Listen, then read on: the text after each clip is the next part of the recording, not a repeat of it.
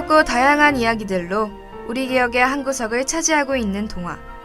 자유로운 영혼의 피터팬이 부럽기도 했었고, 동화로 인해 세상의 모든 이야기가 해피엔딩일 거라고 생각하기도 했었죠. 그땐 참 재밌었는데. 그런데 만약에 여러분이 어렸을 때부터 알고 있던 동화가 그렇게 끝나지 않았다면 그때 그 주인공들은 어떻게 되었을까요? 상상력을 한 스푼 넣어 여러분이 원하는 주인공으로 혹은 원하는 엔딩으로 바꿀 수 있는 시간. 만약에 극장에 오신 걸 환영합니다. 좋은 꿈을 꿔줘. 어느 꽃보다 아름다운 찬바람결에 이불 당기며 눈을 뜨니 오늘이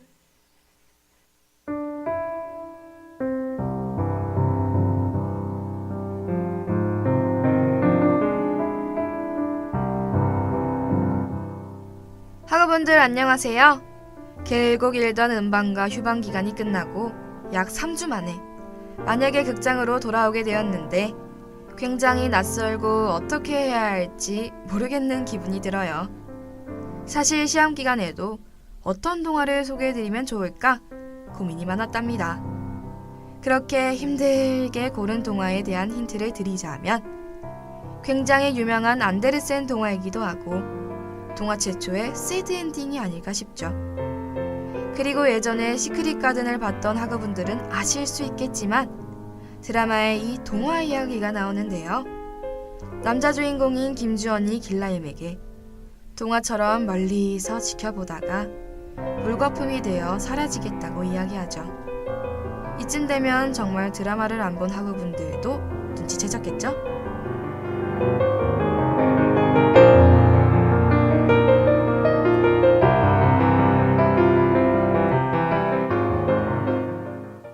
네, 오늘의 동화는 인어공주입니다.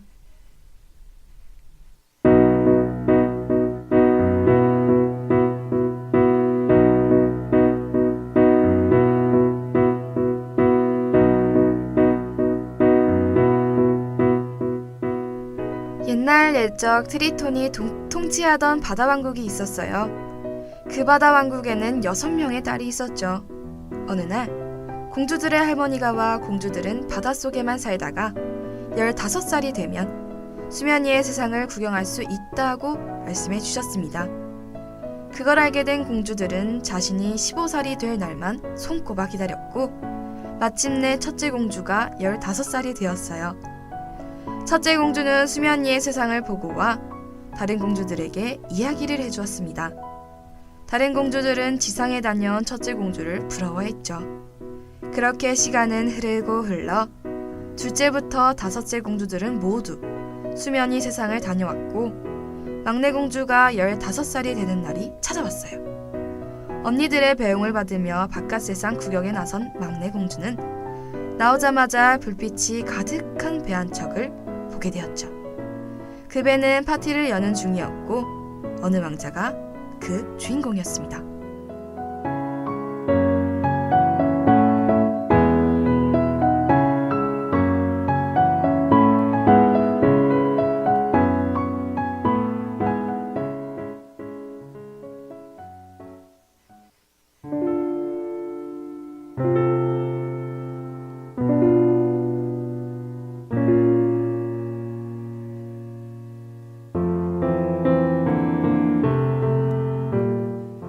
그때였어요. 갑자기 우르르 쾅쾅 전등버기가 치기 시작했고 인어공주가 바라보고 있던 배가 침몰하게 되었죠. 왕자에게 한눈에 반한 공주는 침몰하는 뱃속에서 왕자를 구하게 됩니다. 왕자를 구해 해변에 눕혀놓고 본인의 정체를 들키면 안 되기 때문에 공주는 왕자가 깨어나기만을 숨어서 지켜보고 있었어요. 왕자가 깨어날 무렵 해변을 산책하던 이웃나라 공주가 왕자를 발견하게 되었고 왕자는 그 공주가 자신을 구해줬다고 착각을 하게 되었죠. 그 광경을 멀리서 지켜보던 그녀는 힘없이 바다왕국으로 돌아갔고 한참을 고민하던 인어공주는 마녀를 찾아가기로 결심했어요.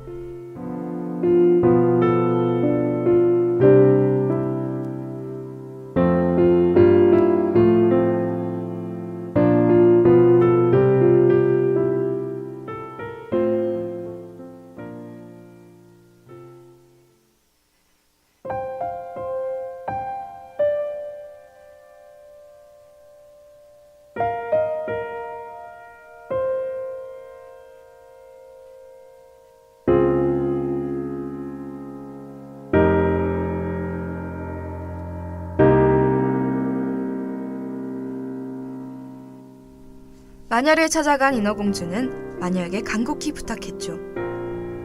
저는 사람이 되고 싶어요. 사람이 되게 도와주세요.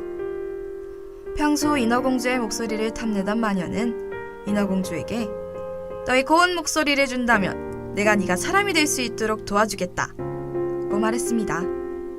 대신 네가 사람이 되더라도 왕자가 다른 여자와 결혼을 한다면 너는 물거품이 되어 사라질 거라고 경고했죠. 당시 왕자를 너무 사랑했던 인어공주는 고민도 없이 그 제안에 승낙했고 인어공주는 목소리를 잃고 사람이 되었습니다. 인어공주는 사람이 되어 수면 위로 올라가 왕자를 만났지만 왕자는 그새 본인을 구해줬다고 착각한 다른 공주와 결혼식을 올릴 거라고 공주에게 말하죠. 그리고 결혼식을 올리는 날 인어공주는 물거품이 됩니다.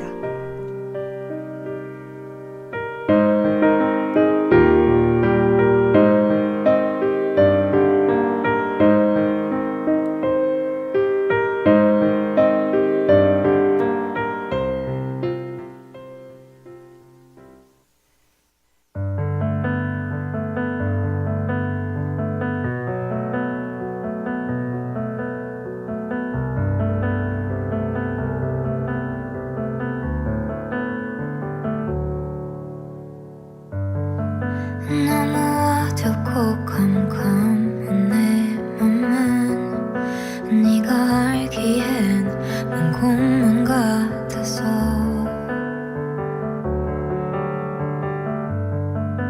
자꾸 난 도망치려 할 때마다 네가 눈빛이 자꾸만 날 찾아 기억 속에 짓고 깨던 네 모습은 습관처럼 고개를 숙이며 어떤 말을 해야 할지 모른 채로 아주 잠시 내 모습을 들여다봐 사라지면 난 없어져 버릴지도 몰라 아주 조용한 바다 속으로 사라질지도 몰라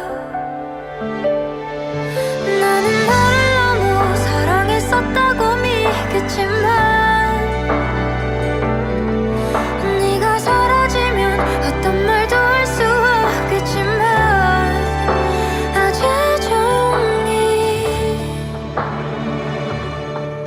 기억 속에 짓고 깨던 네 모습은 습관처럼 고개를 숙이며 어떤 말을 해야 할지 모른 채로 아주 잠시 내 모습을 들여다봐 네가 사라지면 난 없어져 버릴지도 몰라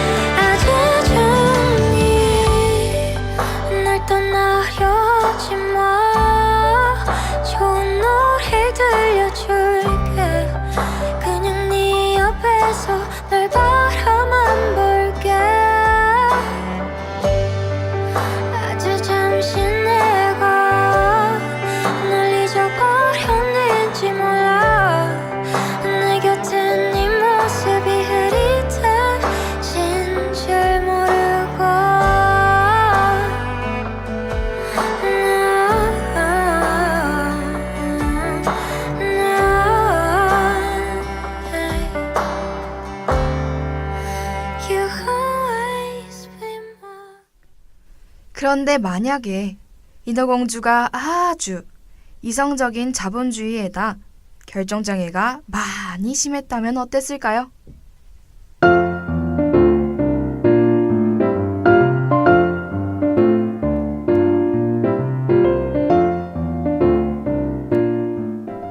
왕자에게 한눈에 반해 사람이 되고 싶은 인어공주는 마녀를 찾아갑니다. 마녀는 공주에게 똑같은 제안을 하죠. 너의 목소리를 준다면 내가 너를 사람으로 만들어줄게. 제안을 들은 인어공주는 마녀에게 그 제안을 담은 계약서와 조금 더 고민해볼 시간을 달라고 제안해요. 계약서를 챙겨서 집에 돌아온 인어공주는 정말 왕자와 결혼을 해서 행복한 것이 평생 말을 하지 않아도 될 만한 가치가 있는 일인지에 대해 엄청나게 고민을 하게 되었습니다. 그러던 중 정말 어떻게 결론을 내려야겠다는 결심을 세우지 못한 인어공주는 큰언니를 찾아가 고민 상담을 하게 되죠.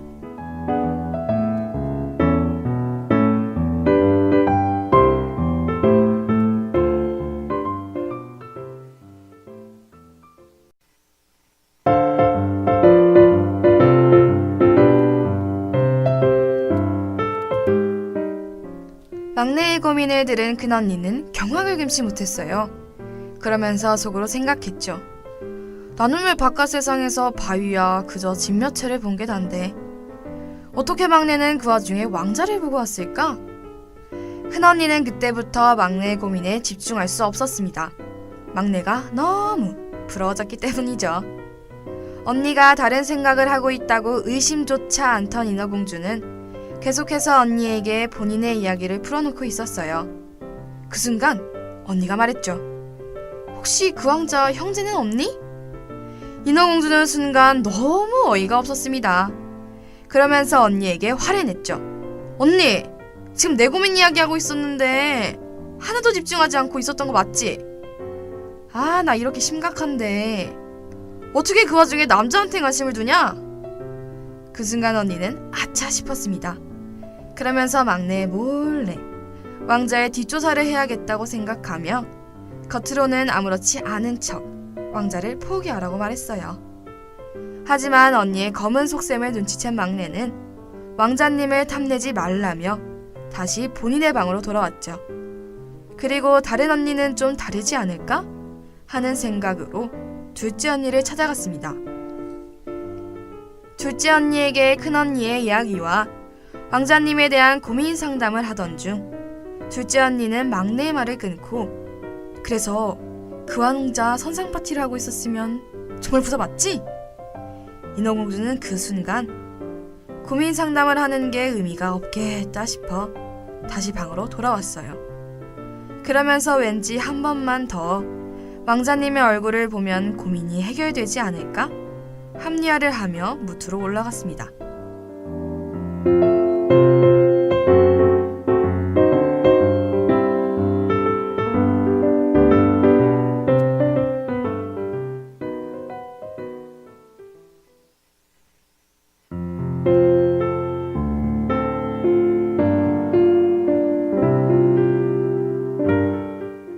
무트로 올라와 왕자를 찾은 인어공주는 저번과 마찬가지로 멀리서 왕자를 지켜보고 있었습니다.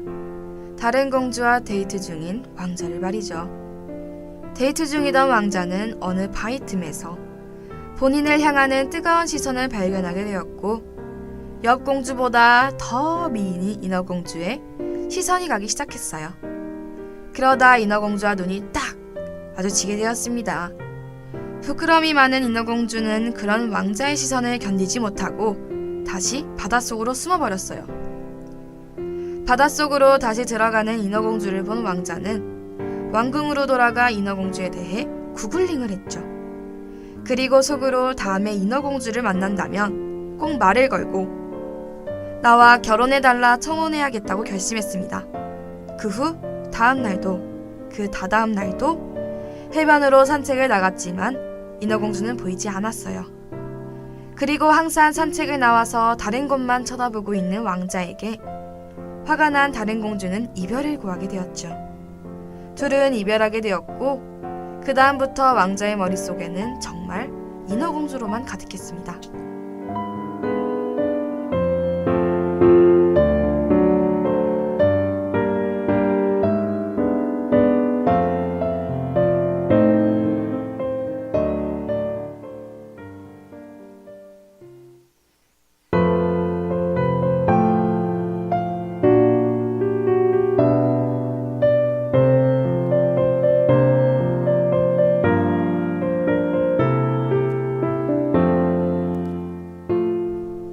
그리고 며칠을 고민하던 왕자는 본인이 직접 인어공주를 만나러 가겠다며 자신의 호위대에 잠수함을 준비해달라고 말합니다. 그리고 잠수함을 타고 인어공주를 만나러 가던 중 잠수함의 선로를 잃고 어느 한 빨간 집 앞에 멈춰서게 되죠. 왕자는 일단 집 안에 들어가 보자는 생각을 하고 집 문을 똑똑 두들겼습니다. 그러자 그 문을 열고 나온 집의 주인은 바로 마녀였어요. 마녀는 나오자마자 그 왕자가 자신에게 계약서를 받아간 인어공주가 말한 그 상대라는 걸 직감했고 왕자에게 인어공주의 계약 조건과 그에게도 한 가지 제안을 하게 됩니다. 그 제안은 바로 왕자를 바닷속에서 숨 쉴 수 있게 만들어준다는 것이었죠. 대신 그의 잠수함과 모든 재산을 포기해야 한다고 말합니다. 이성적이지 못하고 충동적인 왕자는 그 자리에서 마녀의 제안을 수락하고 바로 인어공주가 살고 있는 왕궁으로 가게 되었죠. 왕궁에서 왕자를 그리워하며 창문으로 바깥을 보고 있던 인어공주는 깜짝 놀랐어요. 그리고 속으로 왕자가 차림이 왜 저렇게 됐지? 하고 생각했고 또 한편으론 부자인 줄 알았는데 아닌가? 라는 생각이 들어 왕자에 대한 호감도는 바닥을 향해 달려가고 있었습니다.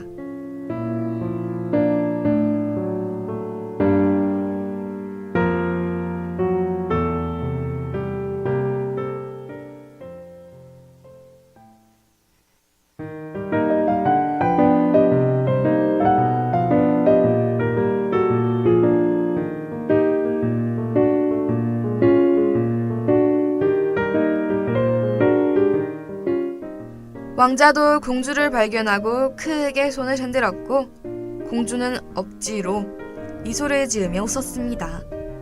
왕자는 공주에게 본인의 계약 내용을 해맑게 설명하며 그녀에게 이제 본인을 책임져 달라고 말했어요.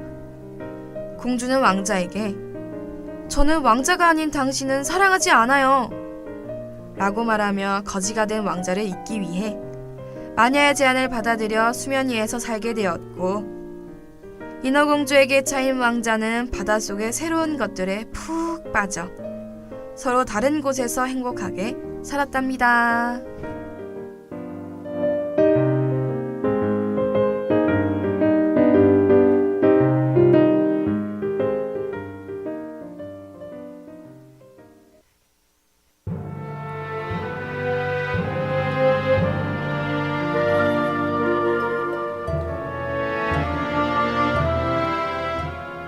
오늘은 냉철하고 자본주의적인 공주에 의해 서로 집터가 바뀐 새로운 인어공주 이야기를 들으셨는데요. 재미가 있으셨는지 모르겠습니다. 다음번엔 더 재밌는 이야기로 찾아올 것을 약속드리며 오늘은 여기서 인사드릴게요. 그럼 안녕!